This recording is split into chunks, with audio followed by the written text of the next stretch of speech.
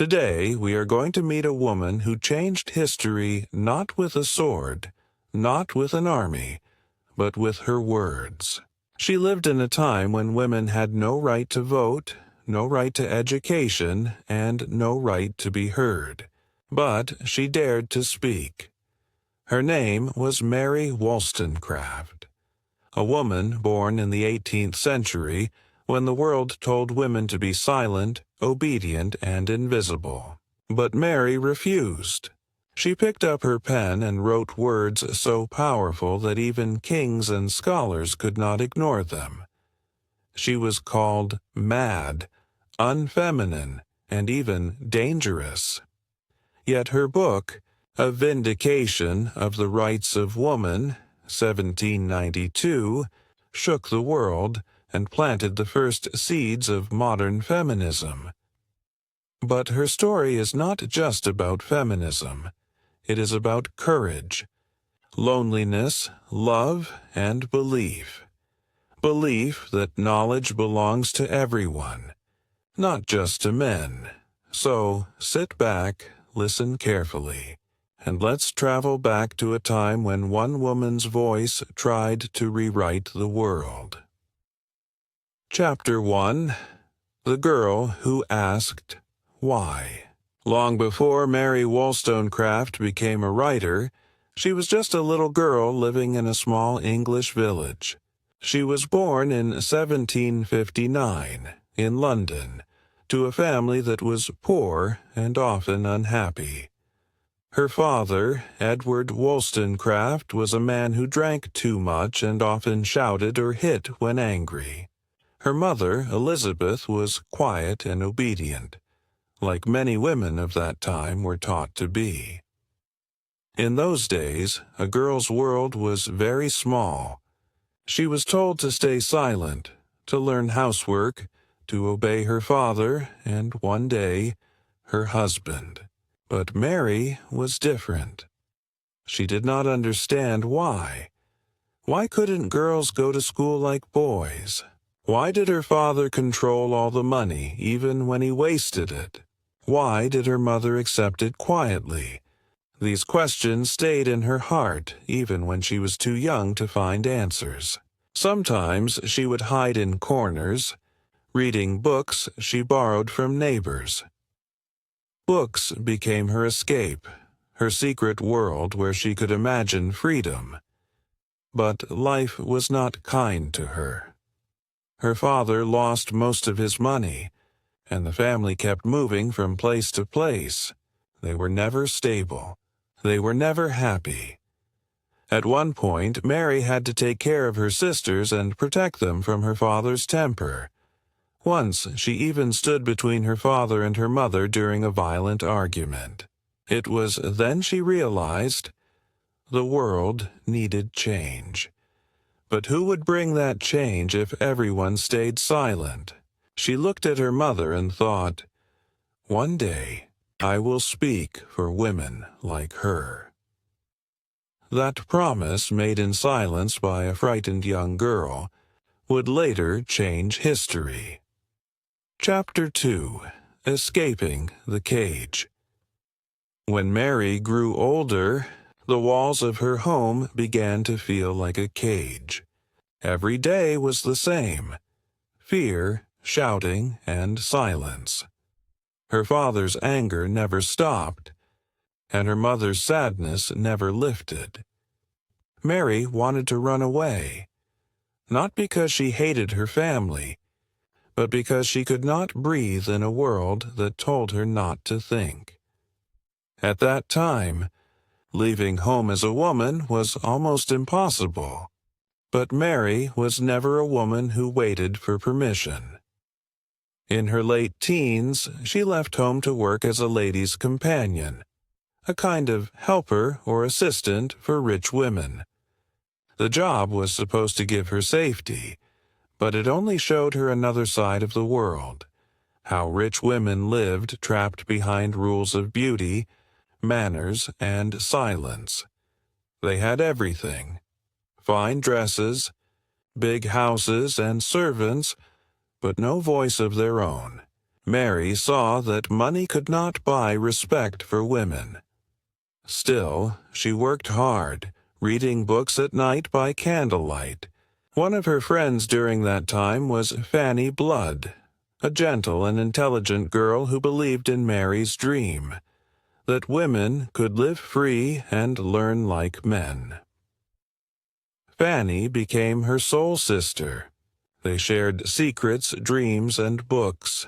Together they planned to open a small school for girls, a place where young women could learn not just sewing and dancing, but thinking, reasoning, and living with confidence.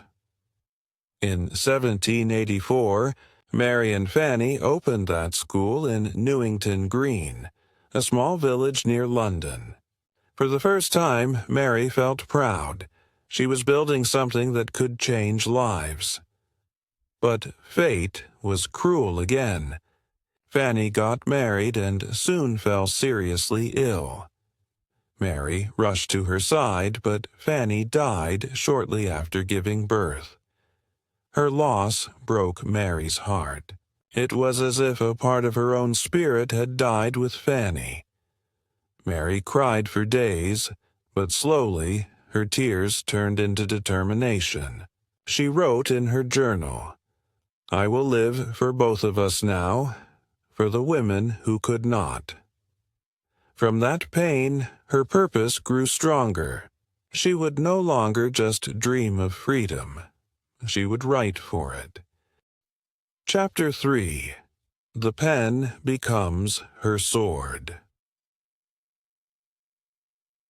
After losing her dearest friend Fanny, Mary felt the world around her turn quiet, but inside her a storm was rising.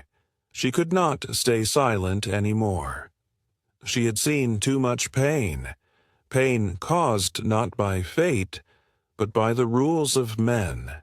She looked around and saw how women were treated as if their only job was to look pretty, obey, and remain quiet. They were not allowed to go to good schools. They were told that thinking deeply was dangerous for a woman's heart. But Mary's heart was already full of fire. She decided to write, not small letters or poems, but powerful books that would question everything people believed about women. She wanted to wake the world from its long sleep of unfairness. In 1787, she wrote her first book, Thoughts on the Education of Daughters. It was not perfect, but it was bold. She said that girls should be taught to use their minds, not just their manners. People were shocked. A woman daring to talk like a philosopher? That was unheard of. But Mary did not stop there. She started writing articles for a famous publisher, Joseph Johnson, in London. Johnson became her biggest supporter. Through him, Mary met great thinkers of her time, scientists, poets, and writers who believed in new ideas about freedom and equality. Mary's eyes opened even wider. She realized that freedom was not just a man's right. It belonged to everyone. So, when the French Revolution began in 1789, she followed it closely. She read about liberty, equality, and brotherhood, but she noticed something missing. They said brotherhood, but what about sisterhood? Mary took her pen again and wrote her most famous work, A Vindication of the Rights of Woman, 1792. It was like thunder in a quiet sky. In that book, she said, "I do not wish women to have power over men, but over themselves." These words shook society. Some called her a genius, others called her a monster, but Mary didn't care. She said, what others were afraid to say, that women are not born weak. They are made weak by the world that limits them. She believed that if girls were given the same education as boys, They could become great thinkers, leaders, and creators too. Her book spread across Europe. People read it in secret, passing copies from hand to hand. Many women cried when they read her words because for the first time, someone spoke for them. But not everyone was ready to listen. Many newspapers insulted her. Men laughed and said she was unwomanly. Even some women were scared to support her. Still, Mary stood strong. She said, "The truth must be spoken, even if the world covers its ears." Her pen had become her sword, and she used it with courage. Chapter 4. Love, Rebellion, and Scandal. By the early 1790s, Mary Wollstonecraft was famous and feared. She was not just a writer, she was a revolution in human form. But fame did not protect her heart. Inside, she still longed for love. Not a controlling love, but one built on respect and equality. In 1792, after publishing A Vindication of the Rights of Woman, Mary traveled to France, which was burning with revolution. She wanted to see liberty with her own eyes. But the France she entered was filled with chaos. Kings were falling, heads were rolling, and blood ran through the streets. In that firestorm, she met Gilbert Imlay, an American adventurer. He was charming, brave, and full of new ideas. Mary fell deeply in love. For the first time, she thought she had found a man who would treat her as an equal. They lived together without marriage, a shocking act in that time. Society called her immoral, but Mary didn't care. She followed her heart, not the rules. In 1794, she gave birth to her first daughter, Fanny Imlay. Mary called her the purest joy of my life. But happiness didn't last long. Gilbert began to lose interest in her. He left her alone in a foreign land with a child in her arms.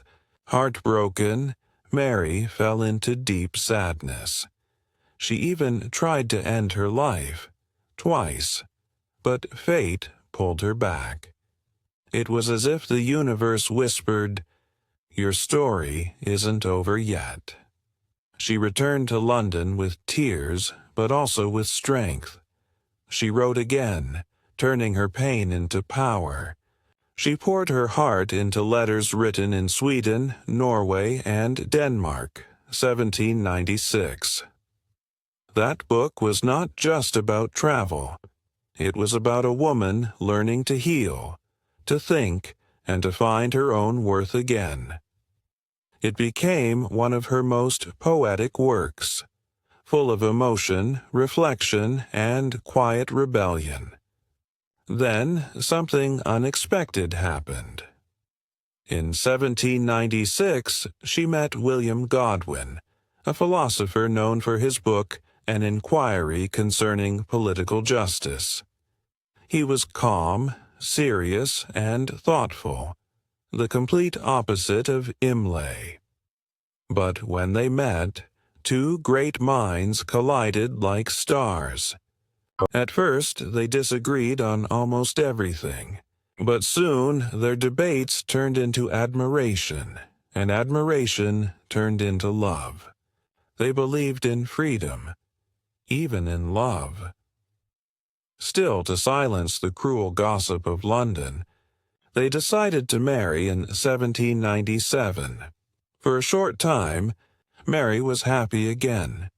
She was writing, thinking, dreaming, and pregnant with her second child. But destiny had another test waiting. On August 30th, 1797, she gave birth to a baby girl, Mary Wollstonecraft Godwin, the child who would one day become Mary Shelley, author of Frankenstein. But the joy was short-lived.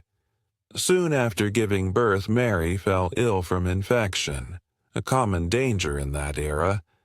On September 10, 1797, just 11 days after her daughter was born, Mary Wollstonecraft took her last breath. She was only 38 years old. William Godwin was shattered. He wrote, "She was the most extraordinary woman I ever knew." The world lost a voice too soon, a voice that had dared to speak for half of humanity. The legacy that never died. Mary Wollstonecraft's life ended in silence, but her ideas refused to die. Her voice, her courage, and her belief in women's strength became seeds that kept growing long after she was gone. In a world where women were treated as property, she said, "I do not wish them to have power over men, but over themselves." These words lit a fire that crossed centuries. Her book, A Vindication of the Rights of Woman, became one of the foundations of modern feminism. Writers, thinkers, and reformers in the 19th and 20th centuries, from John Stuart Mill to Virginia Woolf, read her, quoted her, and carried her dream forward. But Mary's legacy didn't just live in books, it lived in blood. Her daughter, Mary Shelley, grew up to write Frankenstein, a story about creation, rejection, and responsibility. In many ways, it was also a reflection of her mother's struggle to give birth to something the world wasn't ready to accept. Mary Wollstonecraft had fought for women to think, to feel, and to choose. And her daughter continued that rebellion, not with swords, but with words. For almost a century, society tried to bury her name. Victorian men called her dangerous, immoral, and mad. But truth, like light, always finds a way out. By the 20th century, her works returned, printed, studied, celebrated.